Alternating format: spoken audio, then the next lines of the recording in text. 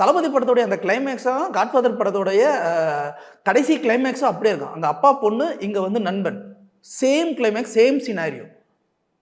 இப்படி ஒவ்வொன்றுமே வந்து நம்ம மட்டும் அப்போ வந்து எடுக்கும்போது ரொம்ப ஈஸியாக இருந்துச்சு. இன்றைக்கி அப்படிலாம் கிடையாது. டப்புன்னு போட்டுருவாங்க. இன்றைக்கி ஒரு யூடியூப்பில் ஒரு வீடியோ போட்டாலே வந்து இமிடியேட்டாக காப்பி ரைட்ஸ் எங்கேயோ ஒரு தான் அடிக்கிறான். ஸ்ட்ரைக் அடிச்சுட்டு ஹிட் அடிச்சுட்டு எனக்கு இவ்வளோ கொடு அப்படின்னு கேட்குறான். அப்படி இருக்கும்போது இதெல்லாம் பார்க்கும்போது அடுத்த செகண்ட் தெரிஞ்சிடாதா? இப்போ இந்த மாதிரியெல்லாம் தெரிஞ்சு இவங்கெல்லாம் இந்த கையை வச்சுட்டு இந்த கையை வச்சு அவன் வந்து 150 கோடி ரூபா கொடுக்குறான். கேட்குறான் அப்படின்னா அந்த அமௌண்ட்டை வந்து ஒன்று கொடுத்து செட்டில் பண்ணிடணும். இது மூலமாக இந்த படத்துக்கு ப்ராஃபிட் வருமானம் வரவே வராது. சத்தியமாக வராது. படத்தோட எண்டு ஒன்று, பட்ஜெட் ஒன்று, அதுக்கப்புறம் ரிலீஸ் ஆகும்போது இந்த பான் இண்டியா படம் வரும். ஆல்ரெடி வந்து பிரேக் டவுன் ஊரில் இருக்க 50 பேரும் பார்த்துருப்பாங்க. இப்போ பார்க்கும்போது அந்த இது பார்க்க இது அடுத்து இந்த சீன் தான் வரப்போகுது, இந்த சீன் அந்த எதிர்பார்ப்பே குறைஞ்சி போச்சு. இதை தாண்டி நீங்கள் ரசிக்கணும் அப்படின்னா இப்போ பொங்கல் அன்னைக்கு வந்து அஜித் அறிக்கை விடாமல் யாரோ ஒருத்தவங்க அறிக்கை விட்டு அதுலேயுமே ஒரு நேம் கெட்டு போச்சா. இப்போ இதை தாண்டி படம் பார்க்கும்போது அதில் அதை விட ஒரு மேஜிக் இருக்கணும். அதுவும் இல்லை. மகிழ் திருமேனியும் ஏற்கனவே ஒரு கெட்ட பேர் வேறு.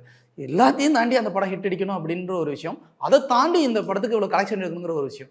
அப்போது இப்போ வேறு வழியே கிடையாது. இந்தியன் 2க்கு நடந்த சம்பவங்கள் தான் எதுவும் நடக்க போகுது.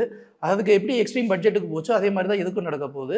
இப்போது இந்த படத்தினால பெருசாக கலெக்ஷன் வருமா அப்படிங்கிறது கேள்விக்குறி. ஆனால் படத்தை ரிலீஸ் பண்ணால் அட்லீஸ்ட் இந்த ப்ரெஸ்டீஜ் இஷ்யூஸ்லேருந்து தப்பிக்கலாம்.